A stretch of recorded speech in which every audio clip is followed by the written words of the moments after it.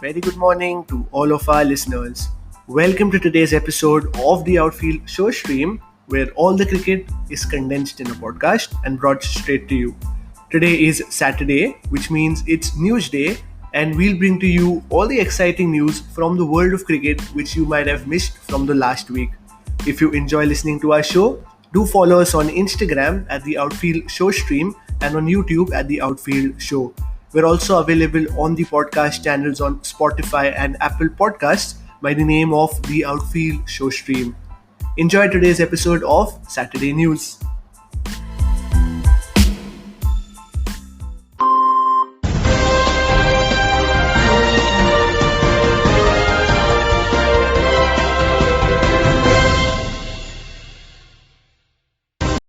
Almost a month after the BCCI announced its contract grades for its male players for the upcoming cricket season, the BCCI has also come up with contract grades for its female counterparts for the upcoming cricket season.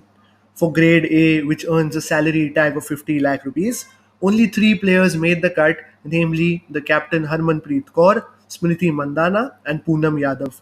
In the grade B contract list with a salary price tag of 30 lakh rupees, Mithali Raj, Julan Goswami, Dipti Sharma, Poonam Roth, Rajeshwari Gaikwad, Shafali Verma, Radha Yadav, Shikha Pandey, Tania Bhatia, Jemima Rodriguez made the list.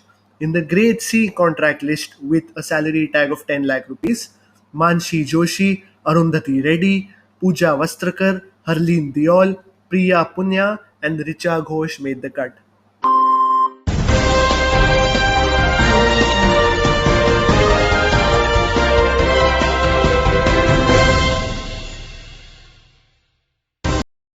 Well, since we are talking about women's cricket, there's some big news coming from the women's cricket arena from the BCCI as Indian women will have their first taste of a pink ball cricket test with a day-night test match confirmed from September 30 to October 3 during their upcoming tour of Australia.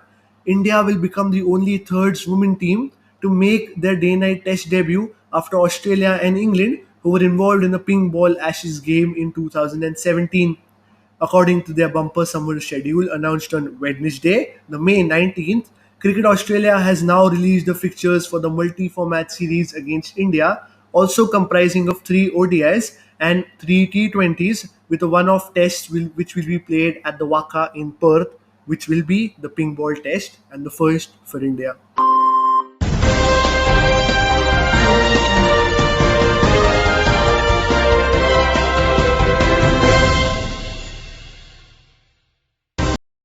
As Sri Lanka and Bangladesh gear up to play that first white ball ODI of this season, there is some news from the Bangladeshi dressing room as Rubel Hussain, the pacer, and Hassan Mahmood have been ruled out from Bangladesh's upcoming 3-match ODI series. The duo are currently nursing back injuries and will need rehabilitation in order to make a comeback. Whereas there's some good news as well, as Shakibul Hassan and Mustafizur Rahman will be joining their national teammates as the hosts resume their practice sessions after the Eid break for the upcoming ODI series against Sri Lanka. Shakib and Mustafizur had returned home from India on May 6 after taking part in the Indian Premier League, which was eventually postponed. Their mandatory 14-day quarantine was relaxed to 12 days, and they're all set to take the field against Sri Lanka in that first ODI to be played on Sunday. Like a lot of other cricket boards, the Sri Lankan Cricket Board has also announced its grade contract list for Sri Lankan players for the upcoming cricket season. Notably, in the A1 grade for US dollars 100,000, only Dhananjay De Silva and Niroshan Dikwela made the cut. In the A2 grade for US dollars 80,000, ODI captain Kusal Pereira and Angelo Mathews, the senior player, made the cut. In the A3 grade for US dollars 70,000, Kushal Mendis and the Test captain Dimut Karunaratne made the list. Fresh from their loss to Nepal at Kathmandu in the Tri-Nation Series final, the Netherlands met Scotland for a 2-match ODI white ball affair. They did exceedingly well in the first ODI to take a 1-0 lead with a victory of 14 runs over the Scottish side. Netherlands scored 163 for 8 in their 33 overs. The match was reduced to 33 overs because the game saw close to 4 hours of rain. Netherlands were looking in a spot of bother though when Munze and Barrington from Scotland were going extremely well, but once Munze was dismissed, Netherlands created an opening to derail the chase with some impeccable bowling. Scotland were cruising at 100 for 3 when Munze departed, but they quickly slipped to 121 for 7 and never recovered from there.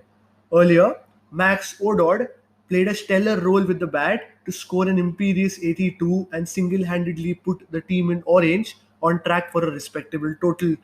Van Beek was batting at number 8 and he was the second highest run getter for Netherlands after Ododd, and he scored 24 runs in the balls he faced. The second ODI between the two sides was played on the 21st of May. The second ODI was played in consecutive days from the first ODI, but the second ODI saw a reverse in fortunes for the Scottish side.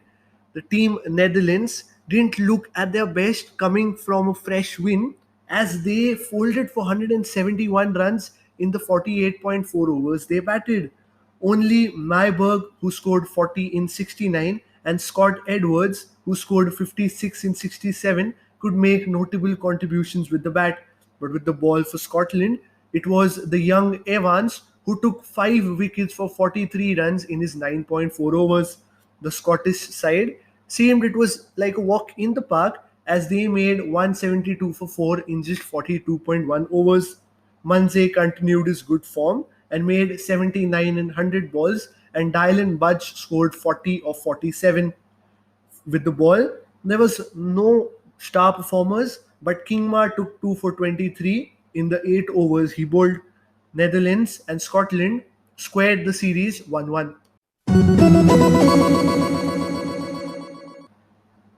After Ramesh Pawar was selected as the head coach of the Indian women's cricket team, replacing the experienced W.V. Raman. W.V. Raman's first acts were to congratulate Ramesh Pawar, his successor, and wish the women's team for a bright future over a tweet. Later on, W.V. Raman actually wrote a letter to Saurav Ganguly and Rahul Dravid in which he offered to explain his style of functioning and work ethics if need be, and volunteered to share his suggestions for the improvement of women's cricket if they would be interested. Later on, Ganguly immediately expressed his disappointment with non-retention of W.V. Raman as India coach. Ganguly, he formally expressed his reservation over the sacking of Raman, a former India batsman who was not considered for the position by the Cricket Advisory Committee, which picked Ramesh Pawar instead. Ganguly did not say anything on the selection of Pawar, but he did express surprise on how a coach who had guided the team to a final of a global tournament has not been retained. It said that the Cricket Advisory Committee, comprising of Madan Lal, R.P. Singh and Sulakshana Nayak, an insider of this committee, said that the CAC is an autonomous body and Ganguly should not be involved in that. He should know that this himself, that the CAC is an independent body and they're free to take their own decisions. But it'll be interesting to see how Ganguly takes a move forward from here on.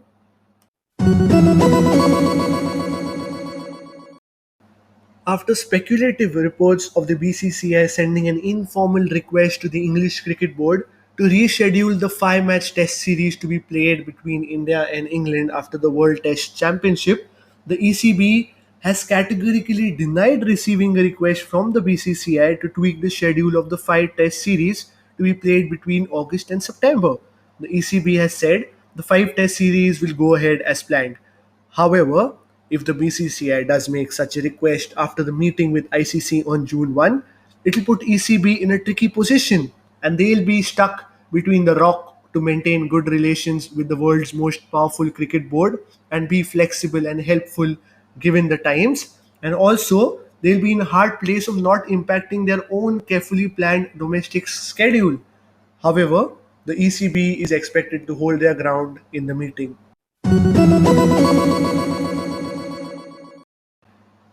Injury woes keep mounting for young pace bowler Jofra Archer as some bad news for the English cricket team because Jofra Archer will be unavailable for the Test series against New Zealand for England And also for the India series, which England are going to be playing from August to September, Archer won't be available for selection.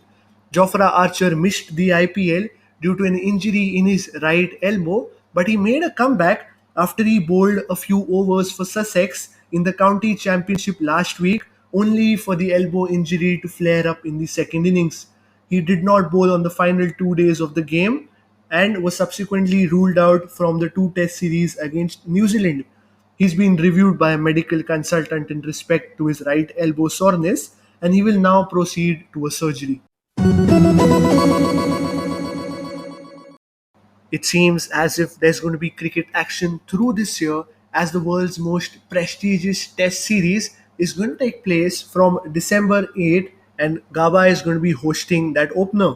Australian men's team will begin their Ashes title defense against England with the first of the five tests to be played at Gaba in Brisbane from December 8th in a cricket schedule announced by Cricket Australia on Wednesday earlier this week.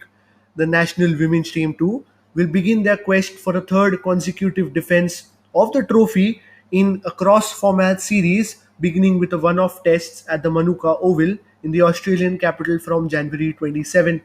The men's team is set to play five tests from December 8 to January 18, and the women's team is to be playing one test from January 27 to 30 at the Manuka Oval, three T20s and three ODIs until the 19th of February.